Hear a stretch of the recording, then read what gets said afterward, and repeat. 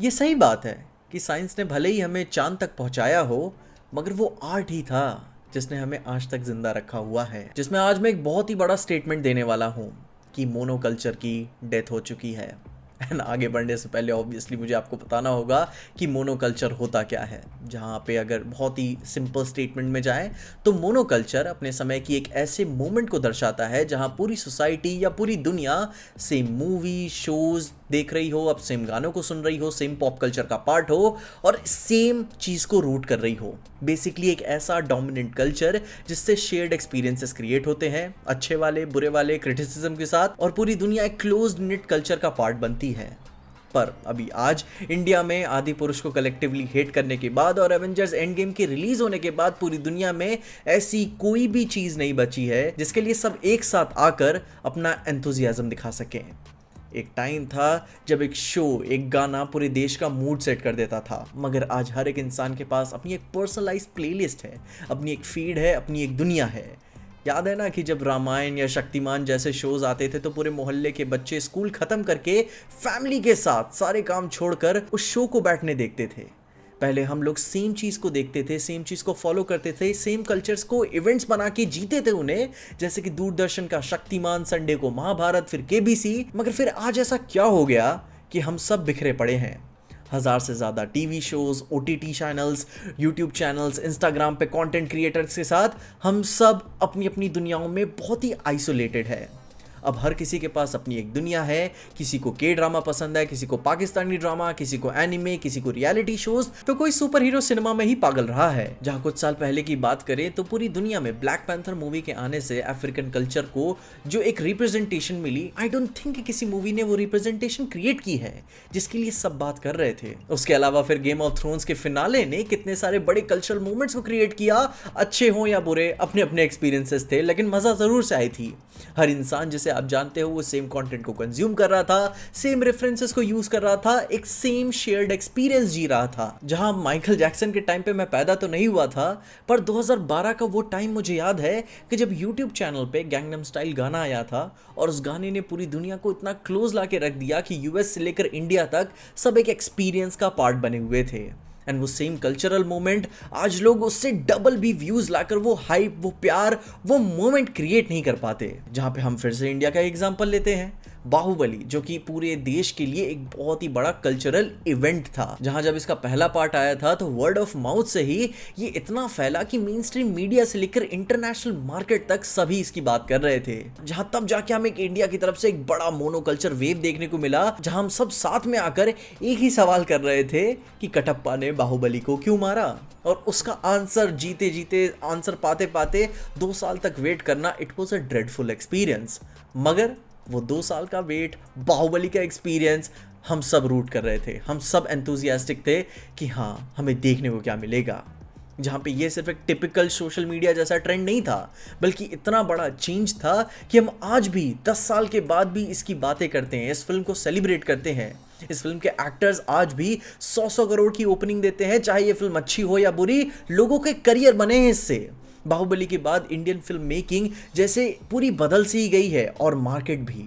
Indian movies को उसके बाद लोग एक अलग लेंस से देखने लगे हैं। यह इतना बड़ा इवेंट था कि सब इसको रेप्लिकेट करने की बार बार कोशिश कर रहे हैं कि वो क्लासिक सिनेमा कल्चर वाला एक्साइटमेंट रिक्रिएट कर सके, पर हो नहीं पा रहा है किसी से। एंड यही तो है मास अपील, जहां पे लोग दिल से अपना इनपुट देते हैं। मास अपील एक ऐसी चीज है जिससे यह पता चलता है कि कोई प्रोडक्ट कितना सक्सेसफुल है। बरसों से चली आ रही ये मास अपील ही सक्सेस का स्केल माना जाता है। और मैं यहाँ पे कोई खरीदी हुई मास अपील की बात नहीं कर रहा हूं।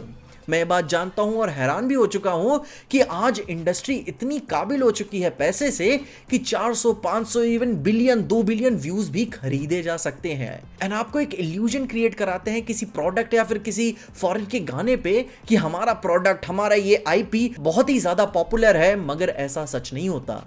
जो सच्ची मास अपील होती है ना, जिसके बारे में बच्चा बच्चा दुनिया भर में बात करता है, वो खरीदी नहीं जा सकती। लोगों को दुनिया भर की लैंग्वेज भी नहीं आती, मगर वो फिर भी डेस्पासीतो गाते हैं। एक बंदे को इंग्लिश नहीं आती, मगर फिर भी उसको एवेंजर्स एंड गेम के सारे इवेंट्स को पता है एंड सेलिब्रेट करता है, वो भी सिर्फ डबिंग सुन सुन के।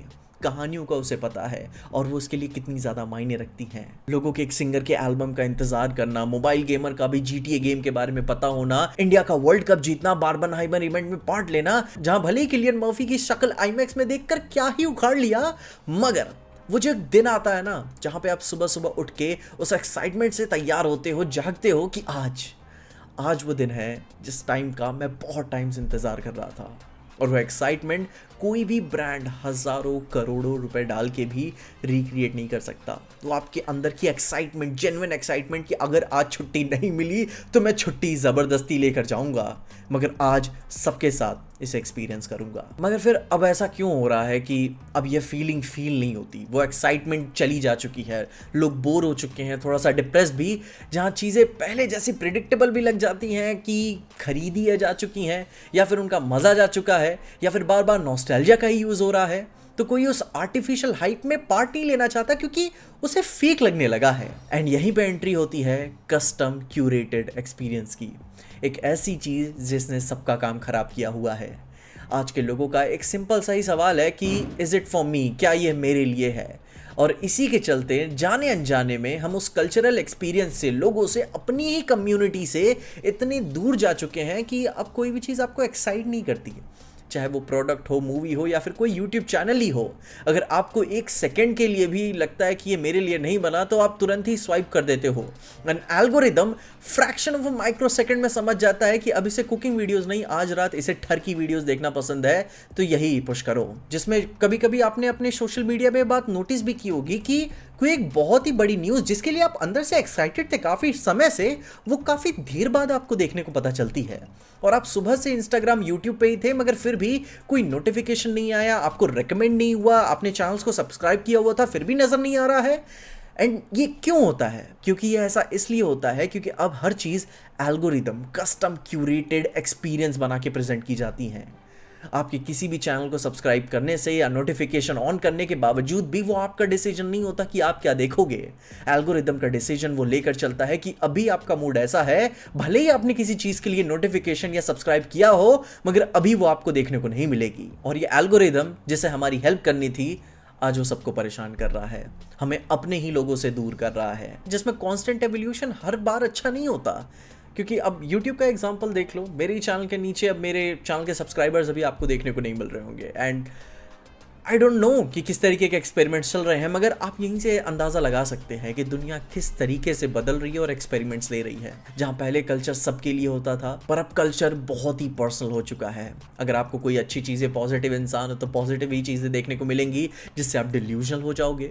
जहाँ पे अगर आपको बहुत ही ज़्यादा पॉलिटिकल या नेगेटिव चीज़ें पसंद है तो वही चीज़ें आपको रेकमेंड होंगी, भले ही अगर आपको साइड में मूवीज़ ही देखना क्यों ना पसंद हो, मगर आपकी मेन प्रायोरिटी एल्गोरिदम वो नहीं समझेगा। और इसीलिए अकेलापन ज़्यादा बढ़ रहा है, डिल्यूजन ज़्यादा बढ़ रहा है, लोगों की अनरियलिस्टिक एक्सपेक्टेशन ज़्यादा बढ़ रही हैं, लोग नम हो रहे हैं कि जैसे अब मज़ा नहीं आ रहा। क्योंकि रैपिड चेंज टेक्नोलॉजी में आपके मूड में बार बार वही टॉक्सिक वेस्ट आपको फीड करता रहता है कि यही कंटेंट सबके लिए अच्छा है, मगर आपके लिए ये टॉक्सिक कंटेंट सबसे फायदेमंद होगा। एंड फिर इन सब चीज़ों का फायदा किसे मिल रहा है? इनकी पेरेंट AI कंपनीज को। और इसीलिए कोई एक नया शो, कोई एक नया गाना, कोई मूवी पूरे देश का मूड सेट नहीं कर पाती। सब कुछ पर्सनलाइज इतना हो गया है कि इंटरटेनमेंट, ओपिनियंस और टेस्ट भी सिर्फ आपके लिए बन चुके हैं, जिसमें बस एक पल के लिए आप उस मोमेंट को सोच सकते हो कि जब साथ में बैठ के लोग एक मैच देखते थे।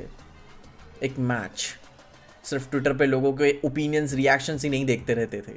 दूसरी टीम बुरा भी खेलती थी तो वो गुस्सा एक शेयर्ड गुस्सा होता था। जहाँ पे अब मैं ये नहीं कह रहा हूँ कि इसका कुछ फ़ायदा नहीं है या फिर बीच बीच में कुछ स्पेशल नहीं होता रहता, मगर कभी कभी हफ्ते या महीने में कोई एक चीज़ निकल आती है जहाँ पे सब एक साथ आ जाते हैं। मेजॉरिटी ऑफ पीपल उस तरफ चले भी जाते हैं, मगर फिर बस कुछ ही दिनों में ही वापस चीज़ें रूटीन में बदल जाती हैं। पर्सनलाइजेशन इतना बड़ा कॉन्सेप्ट बन चुका है कि सब कुछ इतना पर्सनल हो गया है कि सोशल रहना ही भूल चुके हैं हम। सोशल मीडिया प्लेटफॉर्म से लेकर OTT प्लेटफॉर्म्स तक हमारे डिज़ायर्स और इंटरेस्ट के हिसाब से एक ऐसा एल्गोरिदम प्रिजन बना दिया गया है जिससे हम चाह के भी नहीं निकल पाते। अब आपकी favourite artist, director, actors, singer, dancers वो इम्पैक्ट नहीं ला पाते जो पहले ला पाते थे, ना कि वो शेयर्ड एक्सपीरियंसेस बना पाते हैं जो पहले बना पाते थे। आपके फेवरेट आर्टिस्ट के म्यूजिक जैमिंग से लेकर किसी नीश टॉपिक पे बैठ के बात करना या फिर मूवी एक साथ बैठ के देखना, अब वो मज़ा नहीं देता जब वो पहले लोग साथ में आके देते थे। पहले हमारे पास यूट्यूब, स्पॉटिफाई, रेडिट भी तो नहीं होता था कि हम सब अपने इंटरेस्ट के हिसाब से अपनी एक फीड बना सके। और इसीलिए एक कल्चर होना बहुत ही ज़रूरी है, कल्चरल एक्सपीरियंस लेना बहुत ही ज़रूरी है। अच्छी stories, performances, genuine events, genuine fans, genuine लोग, ना कि किसी इन्फ्लुएंसर्स की भीड़ को जमा करके 4 स्टोरीज लगा देना और एक आर्टिफिशियल हाइप को बिल्ड करना कि यार ये चीज़ स्पेशल है क्योंकि ये इन इन्फ्लुएंसर्स ने इन चीज़ों के बारे में बात की हुई है। बिल्कुल भी नहीं, वो एक आर्टिफिशियल हाइप है। और ये ठीक कैसे होगा? लोगों को, जेन्युइन इंसानों को अपने पर्सनल एक्सपीरियंसेस शेयर करने होंगे, ट्रू एक्सपीरियंसेस जिसमें अगर आप तारीफ कर रहे हो तो बुरा होने पर उनकी पूरी तरीके से ले भी रहे हो। और जब इस डायलॉग के लिए कोई कम्युनिटी ओपन रहती है, कोई एक आर्ट ओपन रहता है, तब जाके कल्चर बिल्ड होता है, जिसके लिए सब कलेक्टिवली साथ में एक दूसरे को आकर रूट करते हैं, बहस करते हैं, गालियाँ देते हैं, मगर सबसे बड़ी बात साथ में रहते हैं क्योंकि वो इम्पॉर्टेंट है। बाकी इसके अलावा आप बताएं कि आपको क्या लगता है कि मोनोकल्चर की डेथ हो चुकी है या नहीं, और अगर नहीं हुई है तो आपके हिसाब से एक परफेक्ट एग्जांपल क्या होगा कि ऐसी कौन सी आने वाली चीज़ है जिसके लिए पूरी दुनिया, इंडिया या फिर पूरी सोसाइटी कलेक्टिवली रूट कर रही है एंड उस इवेंट का बखूबी से इंतज़ार कर रही है। आप अपनी ओपिनियंस में कमेंट से ज़रूर बता दीजिएगा, एंड अगर नहीं भी हुए तो फिर भी देखते रहिएगा पीजे एक्सप्लेन।